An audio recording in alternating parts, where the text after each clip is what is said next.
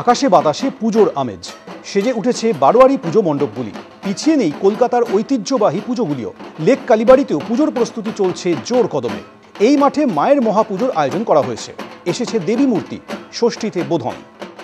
বাঙালির শ্রেষ্ঠ উৎসব দুর্গাপুজো দরজায় কড়া নাড়ছে। কালবারে পরশু ষষ্ঠী, মায়ের বোধন। এটুকু তো আমরা সবাই জানি, কিন্তু এই বোধন কি তার তাৎপর্য আমরা কথা বলবো নিতাইবাবুর সঙ্গে। নিতাইবাবু, এই বোধন, এই শব্দটা তো আমরা খুবই পরিচিত। কি এই বোধন, কি এর তাৎপর্য? এই দুর্গাপূজার যে বোধন, আর এই সময় এই শরৎকালের যে পুজো আমাদের হয়, সেই পুজো শারদীয়া দুর্গাপুজোর কল্পারম্ভের সঙ্গে যুক্ত হচ্ছে এই বোধন অনুষ্ঠান। শারদীয়া দুর্গাপূজার অপর নাম হলো অকাল বোধন। অকাল শব্দের অর্থ অসময়, আর শুভ কর্মের অযোগ্য বা অনুপযুক্ত কাল। সুতরাং বোধনের অর্থ হচ্ছে জাগানো, আর অকাল বোধন শব্দের অর্থ হচ্ছে অসময়ে দেবী দুর্গাকে জাগিয়ে তার পুজো করা। পৌরাণিক মত অনুযায়ী এই যে শ্রাবণ মাস থেকে পৌষ মাস, এই 6 মাস হচ্ছে সূর্যের দক্ষিণায়ন কাল, এবং মানুষের এক বছরে দেবতাদের হচ্ছে একদিন, দক্ষিণায়ন দেবতাদের হচ্ছে রাত্রি। কথায় আছে রামচন্দ্র দেবীর পূজা করেছিলেন শরৎকালে, যখন দেবী রাত্রিকালে ঘুমন্ত অবস্থায় ছিলেন। রাবণ ছিলেন দেবাদিদেব মহাদেবের বরপুত্র এবং দেবী দুর্গার একনিষ্ঠ সাধক।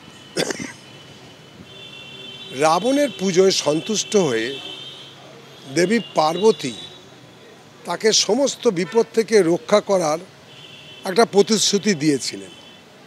তবে তার সঙ্গে অবশ্য একটা শর্তও দিয়েছিলেন। কি সেই শর্ত? না, দেবীর পূজার মন্ত্রে কোনো রকমে কোনো ভুল ত্রুটি করে ফেললে তাহলে রাবণকে তিনি পরিত্যাগ করবেন। আর সেই কারণে রামচন্দ্রের সব অস্ত্রই, যেগুলো রাবণকে বধ করার জন্য উনি ছাড়তেন, সবই বিফলে গিয়েছিল। তাই প্রজাপতি ব্রহ্মার শরণ নিলেন কে? না, দেবতারা। ব্রহ্মা নিদ্রিত দেবীর পূজা করে তাকে তুষ্ট করে জিজ্ঞাসা করলেন। দেবী বললেন, যদি রামচন্দ্র তার বোধন করেন তবেই তিনি রাবণকে তার সহায় হবেন। রামকে ব্রহ্মা ও ইন্দ্রদেবের নির্দেশের কথা জানালে তিনি নিজের হাতে দেবীর প্রতিমা একটা গড়লেন মাটির, এবং তার আরাধনার জন্য প্রস্তুত হলেন। ধ্যানে ব্রহ্মা দেখলেন একটি বিল্ল বৃক্ষ, অর্থাৎ বেলগাছ। এই বেলগাছের নিচে 8-10 বছরের একটা বালিকা রূপিণী দেবীকে তিনি স্থির করলেন দেবী বোধনের পুজো হবে ওই বিল্ল বৃক্ষের তলায়।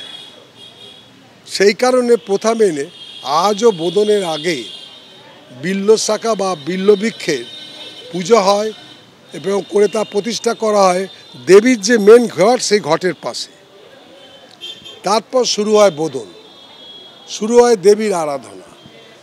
দেবী দুর্গার কাছ থেকে আশীর্বাদ প্রার্থনা করে রামচন্দ্র তিনি জানতে পারেন, যদি তিনি দেবী দুর্গাকে 108টা নীল পদ্ম দিয়ে পুজো দেন, তাহলে দেবী দুর্গা রামচন্দ্রের ওপরে খুব তুষ্ট থাকবেন। কিন্তু পুজোর সময় এই জোগাড় করতে গিয়ে দেখা গেল যে একটা নীলপদ্ম কম আছে। আরেকটি নীলপদ্ম খুঁজে না পেয়ে তার পরিবর্তে কি হলো না, শেষ পর্যন্ত কমললোচন রাম নিজের একটা চক্ষু অর্ঘ্য দেওয়ার পরিকল্পনা করলেন। তখনই দেবী দুর্গা আবির্ভূতা হয়ে তাকে নিবৃত্ত করলেন, না, এ কাজ করবে না, এবং তাকে আশীর্বাদও করলেন। এই হলো কবি কৃত্তিবাসের বর্ণিত অকাল বোধনের কাহিনী। বাসন্তী পূজা চৈত্র মাসে হওয়ায় তখন কিন্তু দেবীর পুজোয় কোনো বোধন হয় না। দশরথী রায়ের একটি পদ শ্রী রামকৃষ্ণ সারদা দেবী এবং স্বামীজির মুখে প্রায় ঘুরত, কি সেটা, বিল্লবৃক্ষ মূলে পাতিয়ে বোধন, গণেশের কল্যাণের, গৌরীর আগমন। পুজোর মন্ত্রে বলা হয়, হে দেবী, রাবণের বধের জন্য রামকে কৃপা করতে অকালে ব্রহ্মা তোমার বোধন করেছিল, আমরাও তো তোমার বোধন করব, তুমি আমাদের উপর একটু প্রসন্ন হও। সাধারণের ধারণা এই অকাল বোধন কবি কীর্তিবাসের কল্পনাপ্রসূত, তবে এই ধারণাটা ঠিক না।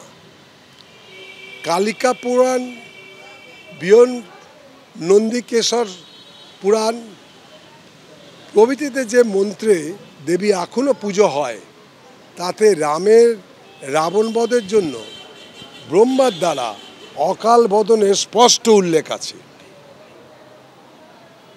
অন্যদিকে মার্কেন্ড পুরাণের অন্তর্গত দুর্গা পুজোয় নিত্য যে পাঠ হয় শ্রী শ্রী চণ্ডীতে, দেবী স্বয়ং তার শরৎকালের এই বার্ষিক মহাপুজোর উল্লেখও আছে। তাই অকাল বোধন শাস্ত্রমতে সম্ভবত সুরত সমাধির দুর্গার্চনা, যদিও অধিকাংশ লোক এই বিশ্বাসের ঠিক বিপরীত, তারা এইটাই মানতে চায় না। বোধনে অনুষ্ঠানের কিছু প্রকারভেদ হয়। যে পুরাণ অনুসারে পূজা হচ্ছে তার মত অনুসারে, তবে সব ক্ষেত্রেই দেবীর বোধনের পূজা হয় বিল্লবৃক্ষে অর্থাৎ বেলগাছে। আমাদের শাস্ত্রমতে বেলগাছে শিব ও শিবানী অর্থাৎ দুর্গার নিত্য অধিষ্ঠান। শিব ও শক্তি স্বরূপত অভিন্ন। কালিকা পুরাণে বিল্লবৃক্ষ কি না চতুর্ভুজ রৌপ্য বর্ণ, তার বাহন হচ্ছে মেষ, তার মাথায় জটা, গায়ে নানা আবরণ, চার হাতে হচ্ছে বর, অভয়, খড়গ ও খট্টাঙ্গ, পরিধানে কিনা ব্যাঘ্রচর্ম, তার মাথায় চন্দ্রকলা এবং তিনি ত্রিলোচন। সুতরাং এর থেকে বোঝাই যাচ্ছে বিল্লবৃক্ষ স্বয়ং উমাপতি শিব। দেবী পুরাণের মতে বেলগাছের জন্ম কৈলাস শিখরে এবং এই বৃক্ষ দেবী চণ্ডিকা সর্বদা প্রিয়। তাই বোধনের সময় দেবীর পূজা করা হয় সব সময় হচ্ছে বেলগাছে। বাঙালির প্রাণের উৎসব হচ্ছে এই দুর্গা উৎসব। সে আস্তিক হোক বা নাস্তিক হোক, এই পার্বণে কোনো মানুষ নির্লিপ্ত থাকতে পারে না। শরৎকালে অনুষ্ঠান হয় এই পুজোর, তাই একে বলা হয় অকাল বোধন। বোধন শব্দের আক্ষরিক অর্থ হচ্ছে জাগানো। শাস্ত্রমতে সূর্যের উত্তরায়ণ দেবতাদের জাগেন, কারণ আমাদের 6 মাস তাদের একদিন, আর দক্ষিণায়নের 6 মাস তাদের হচ্ছে রাত্রি, তখন তারা ঘুমন। তাই রাবণের সঙ্গে যুদ্ধে জয়লাভের জন্য রাম যখন ব্রহ্মার পৌরোহিত্যে দুর্গাপুজোর আয়োজন করেন, মাকে ঘুম ভেঙে তুলে এই পূজা করা হয়। সেই জন্য এই পুজোর নাম হচ্ছে অকাল বোধন। বাল্মীকি রামায়ণে এই পুজোর বিবরণ অবশ্য পাওয়া যায় না। সেখানে সূর্যবংশজাত রাম আদিত্য হৃদয় স্তোত্র পাঠে সূর্যের কৃপালাভ করে রাবণকে বধ করেছিলেন। কিন্তু প্রখ্যাত পণ্ডিত কলির ব্যাস অর্থাৎ পঞ্চানন তর্করত্নের মতে রামায়ণের এই প্রসঙ্গে উল্লেখ করা আছে কিনা যোগমায়া। এই যোগমায়া শব্দে দুর্গাপুজোর কথাই বলা হয়েছে, তার কারণ দুর্গার এক নাম হচ্ছে মায়া। তাহলে এর তাৎপর্যটা কি? আমরা তো পৌরাণিক কাহিনী এত শুনলাম, বিভিন্ন পৌরাণিক কাহিনী বিভিন্ন রকম, কীর্তিবাসের একরকম, কখনো আমরা সেগুলো মানছি, কখনো বলছি না এগুলো আমরা বিপরীত। এর যে তাৎপর্য, ভগবান কি কখনো ঘুমোতে পারেন? যে বোধন করে তাকে জাগাতে হবে না। ত্রিভুবনেশ্বর কখনো ঘুমোতে পারে না, তিনি চির জাগ্রতা। তিনি একটি নিমেষও চোখ বুঝলে ত্রিভুবনকে, এই যে ত্রিভুবনকে একে রাখবেটা কি? কিন্তু উপাসকদের সুবিধার জন্য লীলাচ্ছলে তিনি নানা রূপ ধরেছিলেন। তাই ভগবান বিষ্ণু শয়ন একাদশীতে শয্যা নেন, আর ওঠেন কখন না উত্থান একাদশীতে। একটা হচ্ছে শয়ন একাদশী, একটা উত্থান একাদশী। তিনি যোগ নিদ্রায় মগ্ন হয়ে থাকেন। ভগবতী দুর্গাও ঘুমিয়ে পড়েন কৈলাস শিখরে। ভক্তদের বিশ্বাস, তাদের চোখে এইটাই হচ্ছে সত্য। আবার অন্যদের কাছে এগুলো হচ্ছে সবই কবি কল্পনা মাত্র।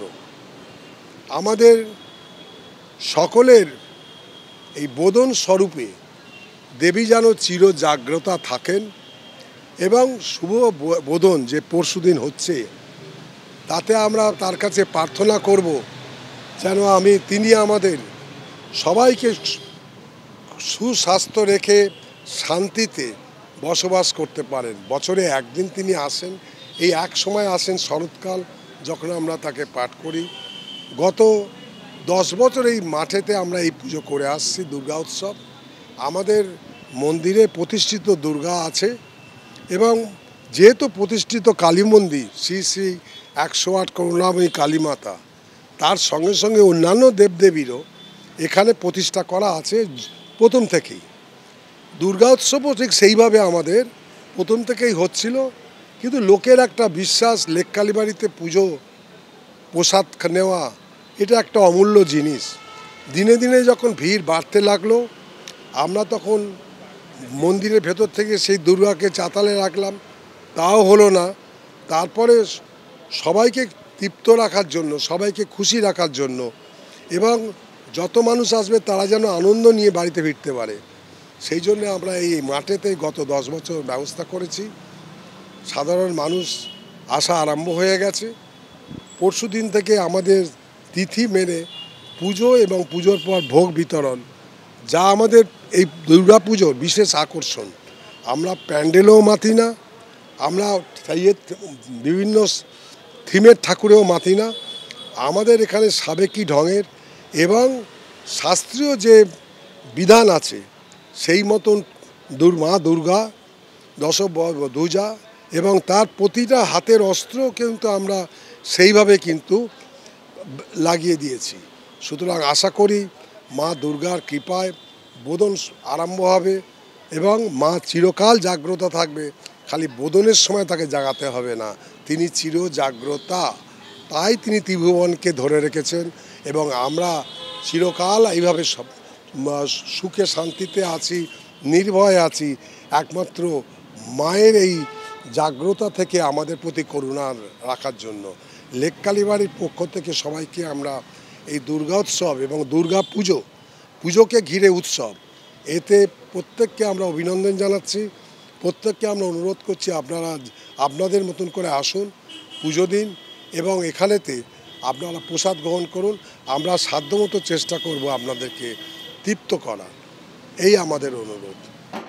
পুজোর 4 দিন লেক কালীবাড়িতে থাকছে বিশেষ ভোগের বন্দোবস্ত। পুজোর প্রস্তুতি চলছে জোর কদমে। অরিত্রী ভট্টাচার্য, এবিপি আনন্দ, কলকাতা।